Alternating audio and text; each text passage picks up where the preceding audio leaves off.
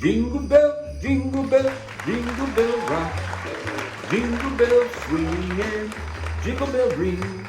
Snowing and blowing bushels of fun. Now the jingle hop has begun. A jingle bell rock. A jingle bell chiming, jingle bell time. Dancing and prancing in Jingle Bell Square. In the frosty air. Now what a bright time, it's a right time to rock the night away. Come on! Jingle bell time is a swell time to go riding in a one-horse sleigh. Now giddy up, jingle horse, pick up your feet. Jingle around the clock. Mix and a mingle and a jingling beat. Hey, that's the Jingle Bell Rock. Hey folks, welcome to my somewhat annual Christmas spectacular. That's right, cuddle up with someone you love and let me entertain you. Christmas comes but once a year. Hey, with Donald Trump taking back the White House, I'm hearing now that he's going to start deporting Democrats when he takes office in January. That's right, deporting Democrats. Now Mexico's building their own wall. Giddy up, jingle horse, pick up your feet. Jingle around the clock. Mix and mingle in that jingling beat. That's the jingle bell, that's the jingle bell, that's the Jingle Bell Rock. Woo! Hey, we'll be right back. Nailed it.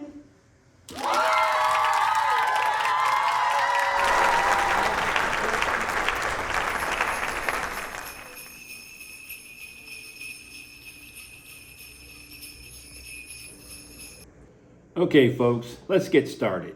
Have you ever explored an abandoned amusement park? Yeah, me either, but not so fast, my friend. Hey, just 14 miles from downtown Louisville was an amusement park called Rose Island. It operated from 1923 through 1936. In January of 1937, it started raining, and it didn't stop till Louisville and the surrounding areas were underwater, completely destroying the buildings on the property. Rose Island Amusement Park never rebuilt, and it has been left to Mother Nature to reclaim the land.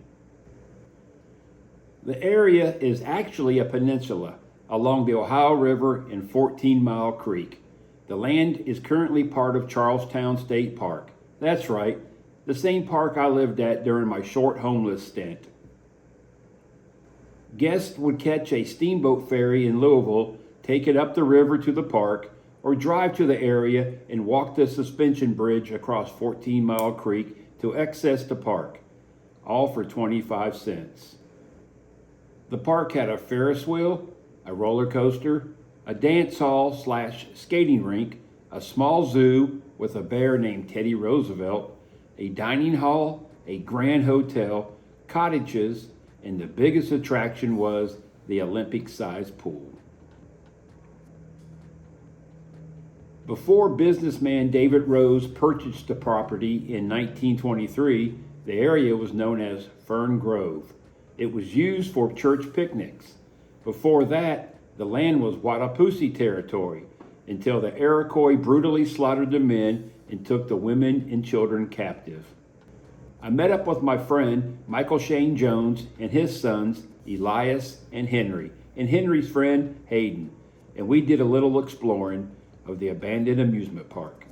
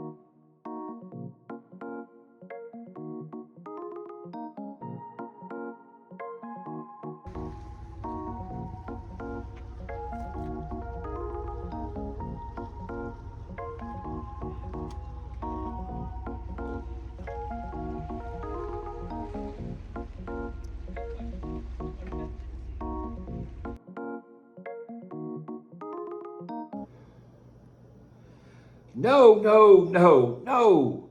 It's Dunes. D-U-N-E-S. Dunes. It was a 3 Dunes challenge. Now stop calling here. Hey. Oh, hey, we're back. Hey, Rose Island is a very interesting place, and I've often wondered why it was never redeveloped after the flood. Okay, folks, I want to show you a couple of new Christmas ornaments I got this past year. Hey, this one was from my trip to Canada and Pelee Island. It's shaped like the island, and the island sits in the western part of Lake Erie, and that was a pretty cool trip, and I have that. But this one right here, this is really cool. This one is of Old Fort Niagara on Lake Ontario when I visited Niagara Falls earlier in the year. And then I commissioned an artist friend of mine, my brother Scott, to create a Christmas ornament just for me. And this is what he came up with. I believe he did an outstanding job. Hey, thank you, Brother Scotty. Oh yeah, that reminds me. Tater's Outdoor Adventures is brought to you by First Mountain Design. My friend David lost his ID. Now we just call him Dave. Hey, as some of you know, my dad will be 90 years old in just a few weeks. January 4th, to be exact. He was born in 1935 in Gloucester, Ohio. That's in southeast Ohio in Athens County. He's been living in Georgia for over 50 years now and hasn't been back to his hometown in quite a while. We've been trying to get him back, but something always gets in the way. Well, this past October, my oldest brother Rick made it all possible. Both of my brothers, Rick and Scott, flew up to Columbus, Ohio with my dad. I picked them up at the airport and drove them down to glorious Gloucester. That's right. Hey, we started our adventure at the Gloucester Cemetery where my dad's grandfather is buried, Eli Douglas. Have a look. I'm not okay, but I'll make it. Take the time. I don't think.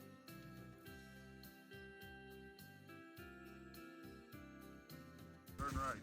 Oh, right here. And come over, boys, over there. I had my one GPS on another road, started coming to it. That's it. Hey, Eli. Twice to climb, Eli.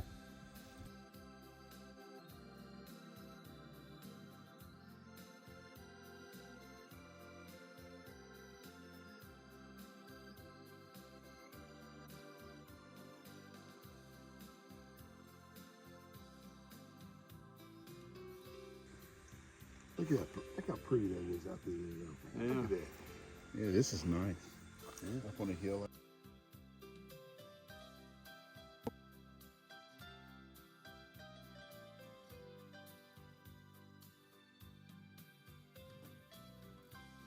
Gloucester is just a small town, and it's kind of in a remodeling phase.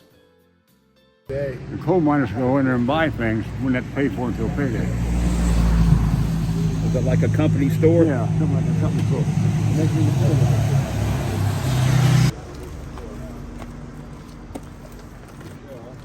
Holy crap. That right there is my favorite sign right there.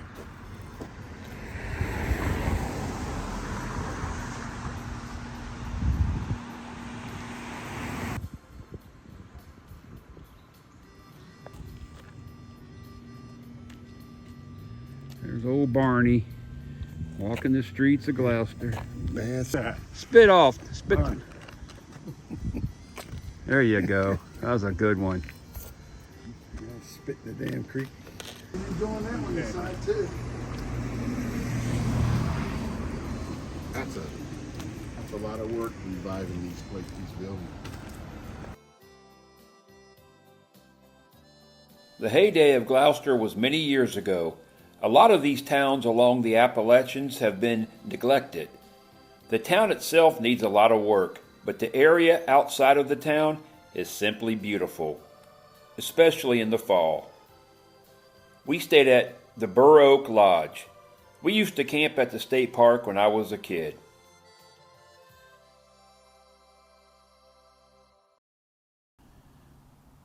Hey, did you know if you put your ear to a stranger's back, you can hear them saying, "What the hell are you doing?"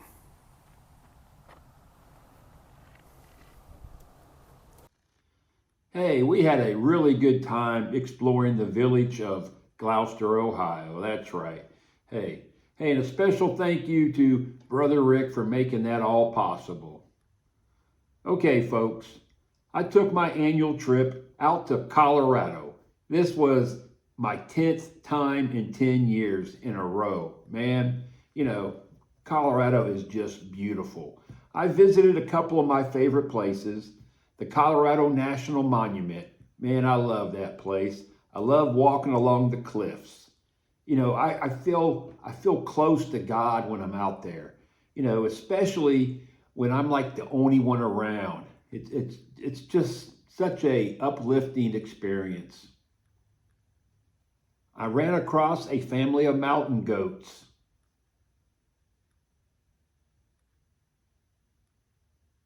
I stopped off at a little town up in the Rocky Mountains called Dillon. It's an old mining town. I ate at a local joint called the Moose Jaw. It was a cozy little place with good service. Hey, I took hundreds of pictures during my trip, but I'm only going to post a few of my favorites. Have a look. What do you call a bee that can't make a decision? A maybe?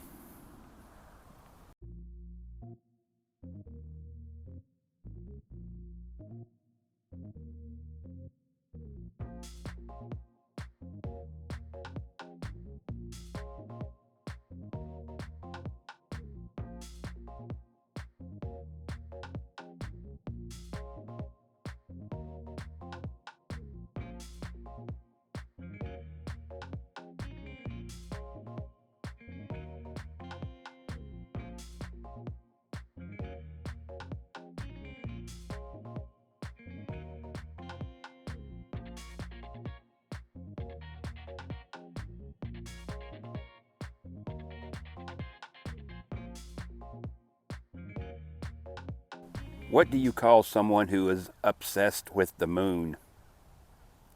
A lunatic. Okay, folks, it's time to wrap this episode up. I know, it wasn't so spectacular after all, but hey, that happens sometimes. I just want to tell you guys thank you for another year of Tater's Outdoor Adventures. Hey, that's right. Without my 46 subscribers, this just wouldn't be possible. This show isn't for everyone. It's only for a select few. Hey, I'm going to take this time to tell every one of you to have a very Merry Christmas and a Happy New Year. Hey, we all know what this time of year is about. Hey, let's don't forget that.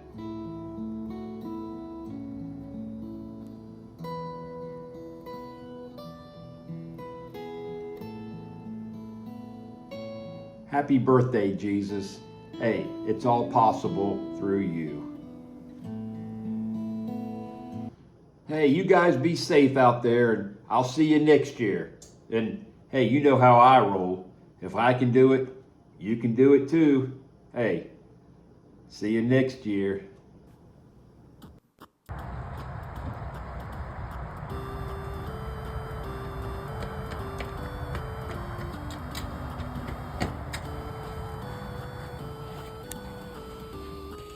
Didn't expect to get a package. Dude, who'd you get a package from? Tater's Rod.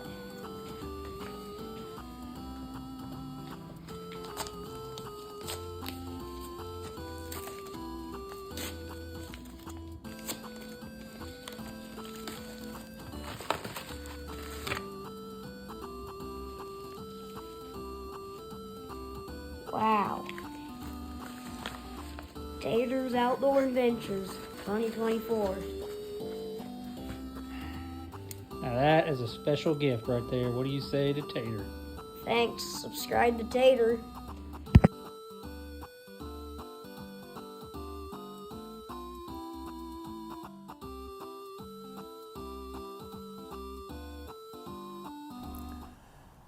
Hey, don't believe everything you read in a public bathroom. Darlene was not up for a good time. Man, that was an awkward call.